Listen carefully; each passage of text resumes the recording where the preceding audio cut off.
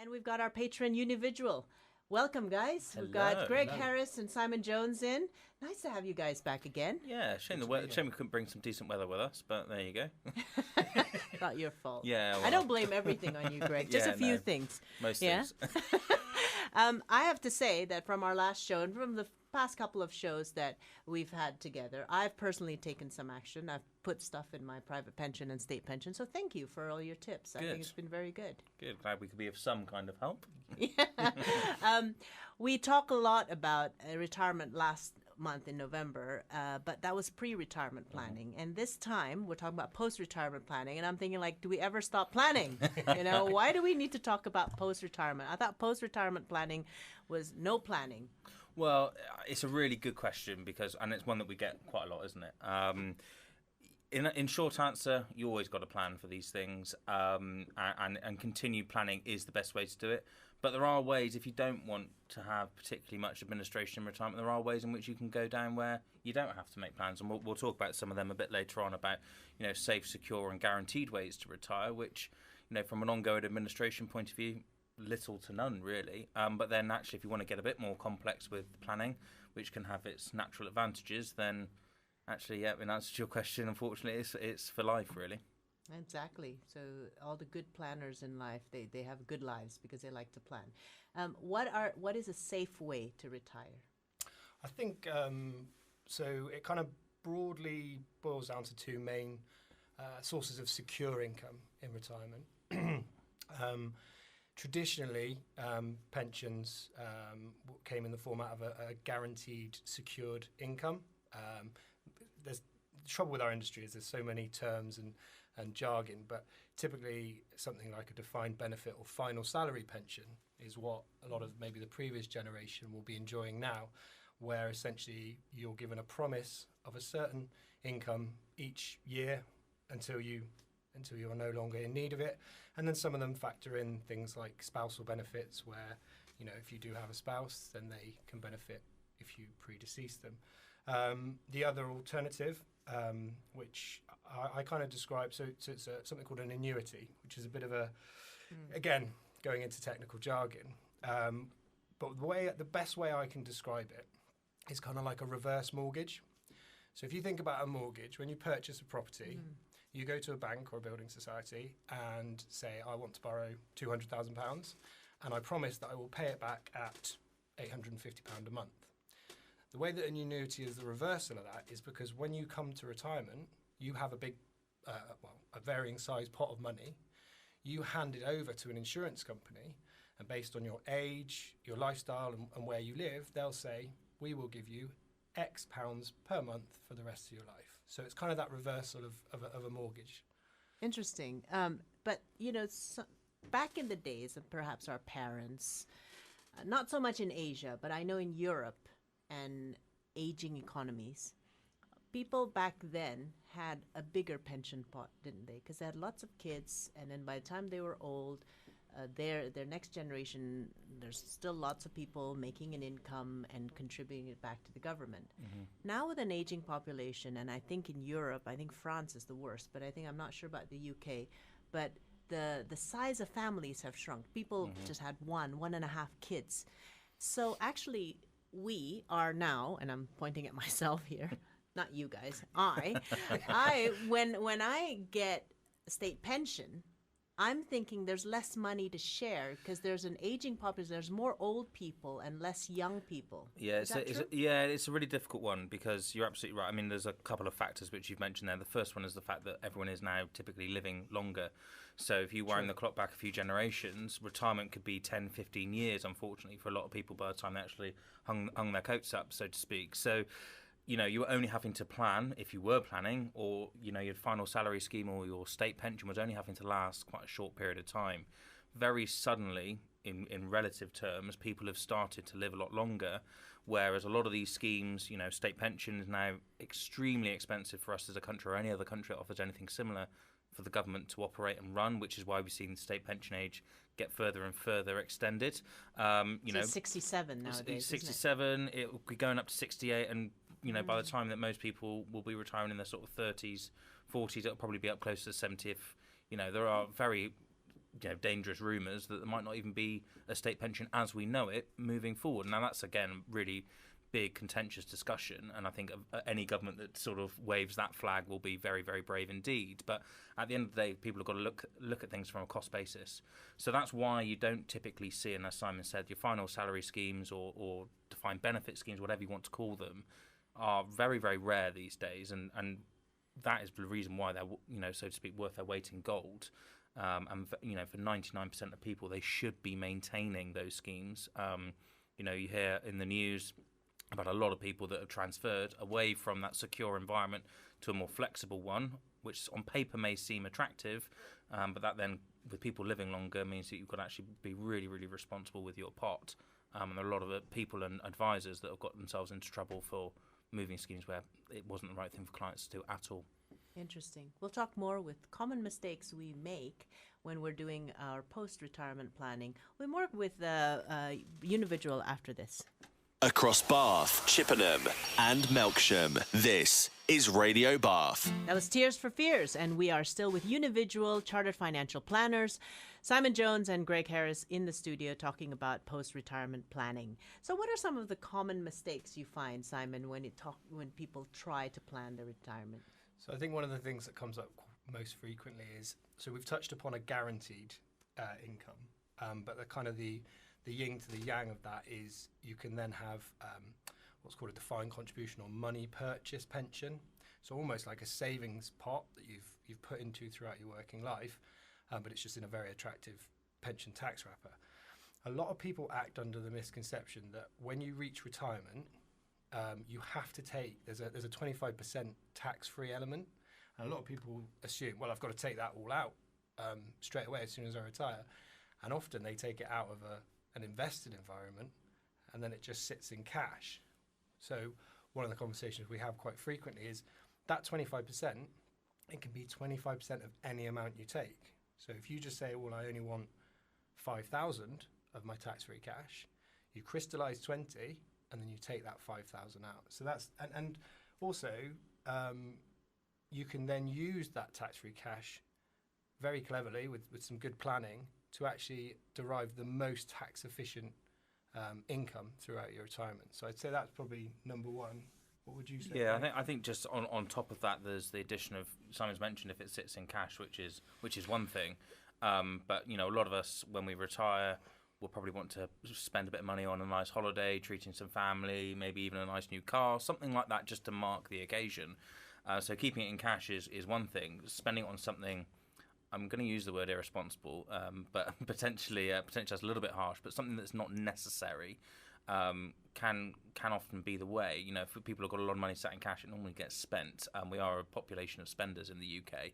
So I think that's the only bit I'd add on to the tax-free cash element. And then again, people that regularly listen to us will think I'm a bit of a broken record, but it's not planning and not looking a bit further forward. I know that's something that we say a lot, but that's really very much by our name and definition. We are planners, and we need to instill that in our clients to plan and look a little bit further forward than, right, okay, I've got a nice shiny lump sum here. How do I spend it, and how do I once it's gone, really, isn't it? So it's about how we use that, as Simon said, and we'll come on to really tax-efficient ways of using that income, and that lump sum alongside a more traditional income can be really, really beneficial to families. Is it because people think that it'll take a long time to get the money out? I mean, when you say, I want to take that tax-free cash out, how long does it actually take to take it out?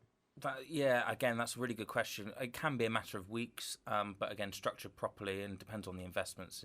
Without going too technical, most pensions that are invested will have an element of liquidity. Yes. And most pension schemes are fairly liquid. You're talking probably between 92, 95%, what we call immediate liquidity. So that's again within that few-week window. But what we also see on the converse argument of that is a lot of pensions will have what's called lifestyling impacted on them, which means that they will be pushed into lower, or what deemed to be lower risk assets the closer an individual gets to retirement. Yes. Now, not that they are low risk, and we've seen that certainly over the last 2 years, but some of those assets are bonds, but importantly, commercial property funds can often be one. And commercial property and property as a whole is notoriously illiquid, so very difficult to get money out. So if your pension is in that kind of environment, it can be quite difficult, and actually can be, well, we've had some examples, extreme examples, bear in mind, where commercial property funds have been frozen for years. at which point you can't get your money in, can't get money out. So it can be difficult, but traditionally there's normally a liquidity of around 90-95% as a bit of a benchmark. So you can get most of it pretty quickly. But I think the reason is why people decide to take it is, as Simon said, it's about, the misconception of people think they have to take it when they don't. Yeah, you can take what you need as long as you plan a couple of weeks ahead and allow that time. Yeah. Any other thoughts, Simon? I think I'll pick up on something that Greg said a moment ago about irresponsible. A few years ago, the pension freedoms came out, which now gives individuals the ability to take their whole pension in one go if they want to. And there are a lot of stories in the press about people taking their entire pension to buy a Lamborghini or stuff like that. But what a lot of people don't appreciate is if you take that whole pot in 1 year, it is taxed. Well, the 75% that isn't tax-free is taxed as income in the year you take it. So you're going to get a pretty hefty tax bill if that's what you do. And also the primary purpose of a pension is to provide you with income in retirement, not to buy that Lamborghini. That you want at age 55. I think it's also the psychological thing. It's like, I've hidden this money away for 30 years, for instance, in your pension, or however many years you decide to put in a pension. And it's kind of like this emotion, like, I can't eat chocolate for 30 years. I'm going to go eat the whole cabinet of chocolate now. You know what I mean? It's like that. It's an emotional rush. So I think a lot of financial planning is also emotion management. I always like, as you know, I think I mentioned in the last show, I said, I like hiding my money away. So when I did take out an income from my business and put it in my private pension, it actually was like kind of a happy time. It's like, and I texted my my financial planner and I said, I'm going to hide this money before Christmas shopping starts because it is one of those things. If you don't see it, you don't spend it. Yeah. So I think it's a lot of management of your own emotional thing. Do you also think? I mean, this is a personal opinion. Okay. Do you think the government should put a limit to how much you can take out? That's so almost like a responsibility Yeah. sort of camp. That's again something that probably should on paper exist, but doesn't. And I think it would be almost impossible to manage. And again, we're not coming at it from a point of view of, look, if someone's worked ridiculously hard for themselves and their family for X number of decades, that they shouldn't reward themselves, they shouldn't go on that big holiday. And actually, we are very much in favour of that. But again, it goes back down to that word responsible. So I think everyone's different, everyone's unique, every family's going to have a different set of circumstances, and it's about having either someone internally within the family to bounce those ideas off of, or a financial planner. It's about having that person where you can soundboard, right, okay, if I do this, what's the consequence? And I think that while people have still got, as Simon said, the pension freedoms to be able to do that, there shouldn't be the necessity for that kind of provision that you just mentioned. But I think self-awareness is important. And I'll close off the segment with a little story. This was early 2000s when I was managing a service team. One of our service technicians, great guy when he's working, but he knows he has an alcohol tendency, let's just say. And he knows himself enough that he told us that his wife will be managing the salary. So we transfer it to her account. And she has told us that she's happy receiving his monthly salaries in 2 installments. It will be paid every 2 weeks in halves, just because she knows that when she receives it in full, it will be spent in a week. Yeah. She just knows it. So the husband and wife became a really good team, and they allowed us to cut their salary payments in half because they know what they do when they see a lot of money in their bank account, and it goes into alcohol straight. So as he's working on his alcohol addiction, he's also being very aware, and like you said, looping someone in to help manage that. And we did that for forever, really. As long as he worked with us, that was the way we paid him, and they were quite happy with that. I mean, so like you said, it's an extreme example, but it's one that really highlights that point, doesn't it? Of having that ability to be responsible with capital. I mean, it's a lot of money. I mean, apart from sort of financial liability of a mortgage or something like that, it's probably the biggest sort of financial decision that people can make when they choose to retire and what manner they choose to retire. And again, I'm not saying that to worry people. It should be a really exciting time. Oh, definitely. But it's one which you really do need that, for want of a better phrase, that confidant of someone that you can trust to do a good job for you, even if that is someone that's not necessarily professional, but internally in the family, spouse, sibling, someone like that, but just someone that knows and understands. I think there was a study about people who win lotteries and how long, I can't remember what it was, but it was an amazingly short period of time where they either lose all their winnings or lose more of their personal money because they're not used to handling so much money. Let's say you win £1 million or something, and you just, after tax and everything, that's whatever, 100,000. But then you just do stupid things with it, and sometimes you include your own personal savings with it because you're so confident that money is going to be well invested, and that's where you lose it. Yeah. So we'll be back with more common mistakes after this with Unividual Chartered Financial Planners. That was Mud. Lonely this Christmas? We are thinking about you in Radio Bath. But also, sometimes being lonely and being by yourself is a great time to do some planning. Because, when you're people around you, what a great segue that was, right? I love it. That's really good. Anyway, I am the segue queen. Yeah. Anyway, so we're still talking about common mistakes. That's Common mistakes. Back to that serious topic about money. Yeah, so you touched upon it earlier, actually, the state pension. I think one of the most common mistakes is an assumption that the state pension will be enough. But when I talk to people and tell them that currently, if you've got full entitlement, it's £175 a week. Oh. So if you sat there and thought, £175 a week is gonna that get me includes your everything I need. rent or Yeah, whatever everything. mortgage Yeah. that you still have left. So, without straying into what we spoke about 2 weeks ago, it is all about planning, knowing that when you come to post-retirement, you cannot just rely on that state pension. Well, it's funny, when we talked about what's your lifestyle going to be when you're retired, people give us an abundant view of life. I want abundance in my retirement. But state pension is just going to give you enough. So if you want an abundant lifestyle, you need an abundant amount of cash, not an enough amount of cash. So it's very interesting when you say that it is just enough. Yes, you will have enough in your retirement age, but just enough. Yeah. And we often have the conversation with clients about, we segment it out into two areas, really. What do you need to be able to retire? And that, again, is where things like the state pension or final salary schemes become really worth their weight in gold, because that gives you that bedrock of, right, I've got my enough capital there, or I've got what I need.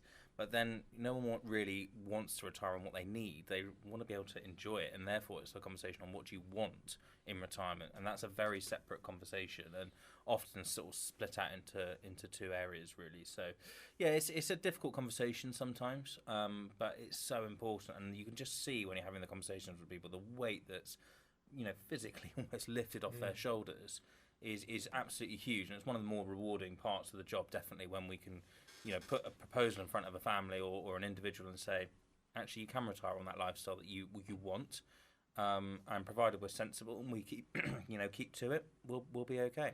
I think coming back to your original point about, does the planning ever end? I think one of the things we find quite frequently, and Greg would probably agree, is that the pattern of spending changes quite a lot in retirement. If you think about your early years of retirement, let's say they say you retire at 60, you're active, you're going to want to travel, expenditure might be slightly higher there. Then as you maybe less mobile, there's a reduction, but then there's almost an inverse curve, because then we'll touch upon it, but care maybe becomes a consideration, and then costs go up. So it's not just a linear, expenditure through those sort of, let's say, 25 to 30 years of retirement. It is ever changing. Absolutely. I think also when you first retire, you're like, I'm free, and then you're like, oh, I'm going to do this, I'm going to do that. And then suddenly, like, I'm really bored of golf and yachts. And I just want to stay at home and read a book. How much is a book? $9.99. That's all you're really going to spend, right? I think that's, again, is that emotional shock. And then when you reward yourself enough, you just kind of feel bored of it. It becomes your lifestyle. Just like, what business can I start? I'm 67. What business can I start now? I mean, that's... Oh, you're one of those. I think so. I think some people, have this thing. We had this lady during lockdown. She joined me, not in the studio, obviously, over the phone. But she was a management consultant that retired probably, 55 years old. Then she bought a plot of land and she started a flower farm. And now she is doing the flower business. And she's 60 something, maybe close to 70. And we talked about redefining retirement because ultimately, after all the golfs and the afternoon teas and all the yacht and cruises, you're back to like, how can I live in a meaningful way? You know? And we touched on that last time, I think, a little bit, didn't we? About, you know, a lot of people now, especially that are running their businesses or senior within business, which often people get to by the time they're looking to retire, is you end up with this sort of phased retirement where people might go down to sort of 3 to maybe even 1 day a week in some circumstances, and not this sort of clean cut of, right, I've hit this age, therefore I need to retire or I want to retire, which again goes back down to a lot of the conversations we've had today and in our previous session. But phased retirement can actually mean another thing, which I think would be really interesting to sort of have a chat about, which is obviously how you then use not only the tax-free cash that we've mentioned, but also then how you sort of phase that income requirement to match what you need at those various points that Simon and yourself have just mentioned, at you know, those intervals at retirement where things change ever so slightly. Ooh, I want to catch that in the next segment. Yeah, we'll talk more about that in the next segment, so keep listening. We'll be back with more after this. Across Bath, Westbury and Warminster, this is Radio Bath. You left us in a bit of suspense there, Greg. Sorry. Phase out retirement. Yeah. So What does that mean? For your listeners, I will apologise in advance for a slightly more technical element of retirement, but it's one that used correctly is massively advantageous to individuals and families, and it ties into a lot of what Simon's already mentioned about how you use different parts of your pension, i.e. the tax-free part and the taxable part, in conjunction with each other. And effectively, as Simon said, you don't need to take all your tax-free cash from day one when you do decide to retire. So what you can choose to do is you use that over the course of your retirement to bring down, because it's still tax-free, bring overall tax bill on the income that you take out of your pension. Now, the benefits to that, and I've given that extremely high level, but the benefits of that are twofold.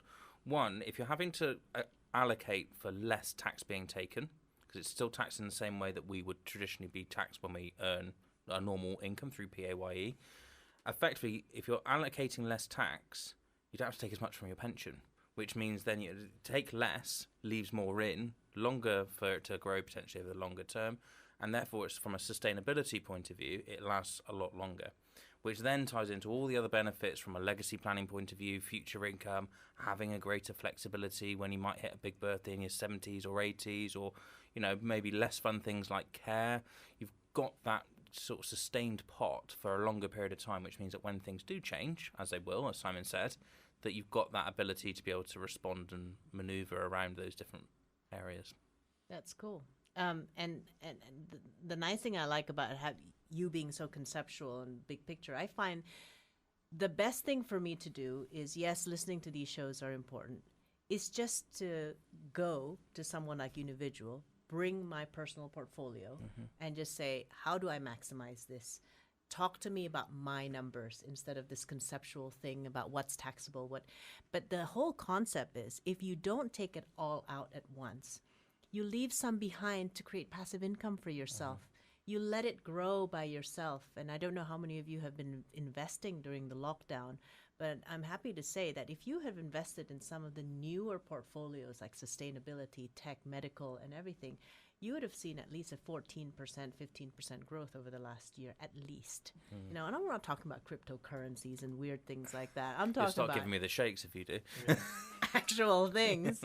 Actual things. You don't have to get all sexy about investment. You just have to talk to the right people. But I mean, you guys, would that work if people came to you with their actual numbers and you actually can tell them what that means for them? How to phase out their retirement? Absolutely. Again, part of our name is built from unique and individual, and we very much carry that into, you know, when we deal with clients. And I'm sure someone would agree that he treats, and we all do treat every individual, or every family probably is a better way of, you know, saying it, as a standalone basis. You know, yes, we might have dealt with hundreds of clients that have had similar circumstances, want to retire at a similar age, have a similar level of capital available. That does not mean in any sense of the word that they want the same outcome from that advice, and that's something that we take very, very seriously. I think also you touched on a really interesting point about looking at the whole portfolio. By its very nature, when you talk about retirement, pensions is probably front and centre. But you can derive an income in your retirement from a multitude of sources. So Greg's already talked about people who maybe run their own businesses and they slowly take that step backwards. Part of their income comes from that business. Also, bear in mind other sort of tax wrappers, and I try not to get too jargony, but you have an ISA sitting there. A lot of people just assume, oh, that's just a cash ISA. That's not getting a good return. You can also hold investments in a stocks and shares ISA. So then you've got another pot, if you like, that doesn't have any tax consequence when you draw upon it. Property is another area, very popular in this country, not without its risks in terms of liquidity, capital gain, tax, or lack thereof. Yeah, exactly. You can't just sell a window or a brick if you need to release a little bit of money out of your. Never tried that. I might actually do that. Would you just try. like to buy my window? You can rent your window though. Here, put your advertisement on my window.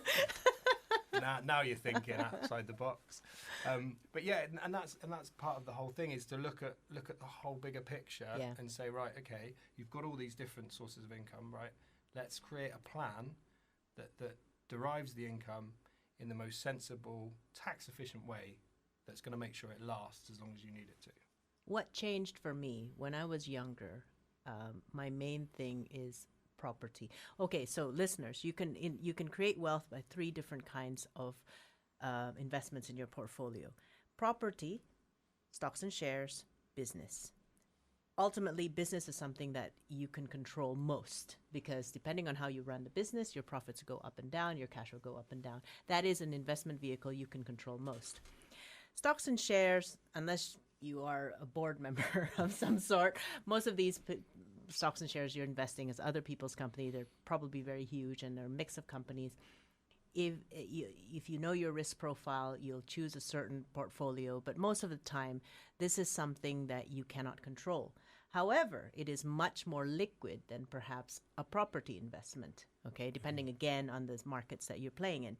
But stocks and shares are nice, and property is a third investment vehicle. Property is typically less liquid, but some people do really well in it and also you need to understand what game you play best and what kind of property. Some people go into commercial property. I personally do rental apartments because rental apartments is things I understand.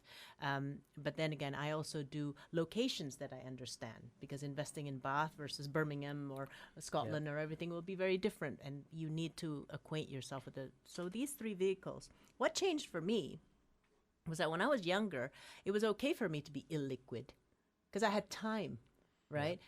But I've recently moved out as much as I can without selling in a desperate situation. I've tried to liquidate my property investments to put it more into stocks and shares and also businesses, because 1, I want more control. Secondly, stocks and shares are just generally more liquid. And then if you get growth on a certain year, you can actually cash it out without having to wait 5 to 7 years or 10 years in some property cycles. It does take all that time to get capital gain.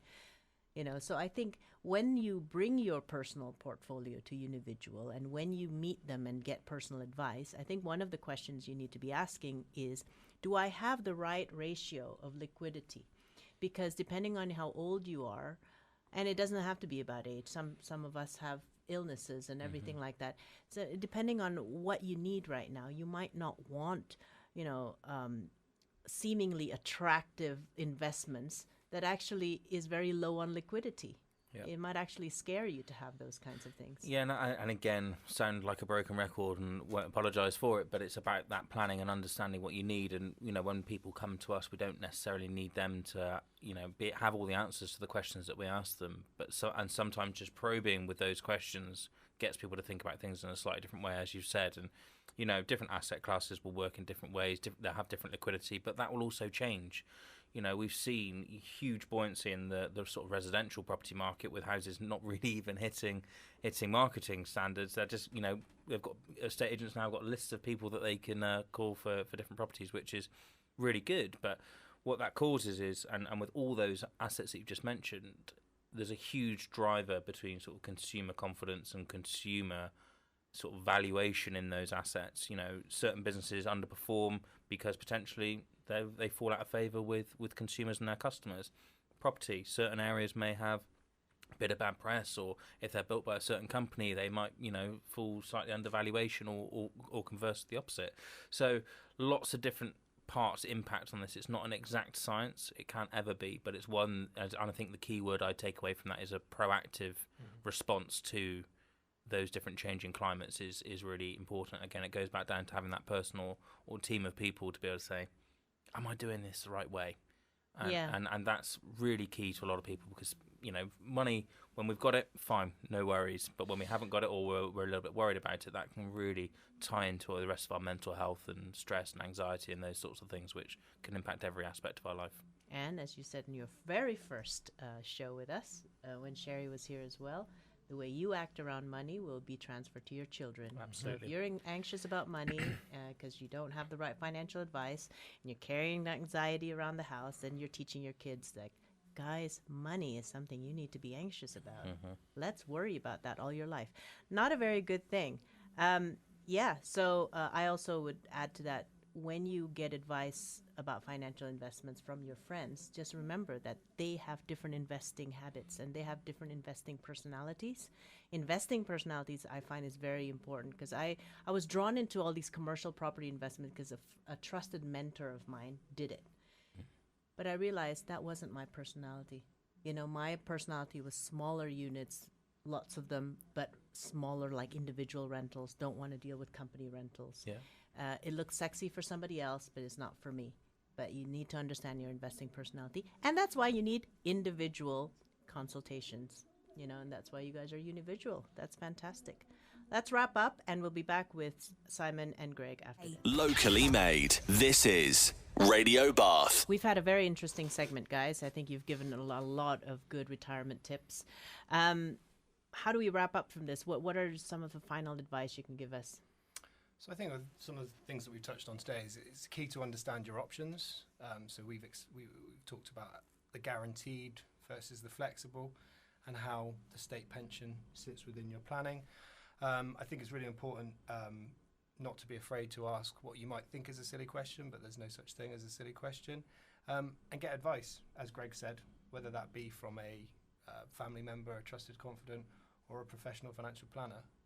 Seek it out and follow it, I guess. Fantastic. Greg, what about you? I think I'm going to go a slightly different route and go more practical sort of takeaway from this. I think we've touched upon the state pension, which I think can be quite daunting to some people about how much they are or aren't going to get. You can actually find that out really, really easily by going onto the government website, and there's an element on there called the Government Gateway, which you go on and it'll basically, you put in your national insurance number, a little bit of personal detail, and you'll find out very quickly what you're on track for. And I think that's yes, a they really will good give you starting. an amount. Correct. They'll have an automated calculator based on your profile. Based on your profile, and basically, without going to the technical, state pensions all based on national insurance contributions. And if you've mothered children and you've had time off work for that, then they will also give you credits for that as well. So find out if it doesn't look right, give them a call, ask the question, and like someone said, there's no such thing as a silly question in this industry. Fantastic. How do we get in touch with you guys? Our main office number is 0330 353 0150. Give us a call. One of the team will answer, and they'll put you on to someone who's local to you, or specialise in the areas that you might be wanting to have a look at. Obviously, got a number of advisors at work now. Soon, hopefully, potentially one in Edinburgh as well. So we're really stretching far and wide. Bath, Bristol, London, and soon to be Edinburgh. Fantastic. Thank you, guys. As always, great to have you on the show, and you'll be back in January, right? See you soon. Happy New Year. Thanks for having us.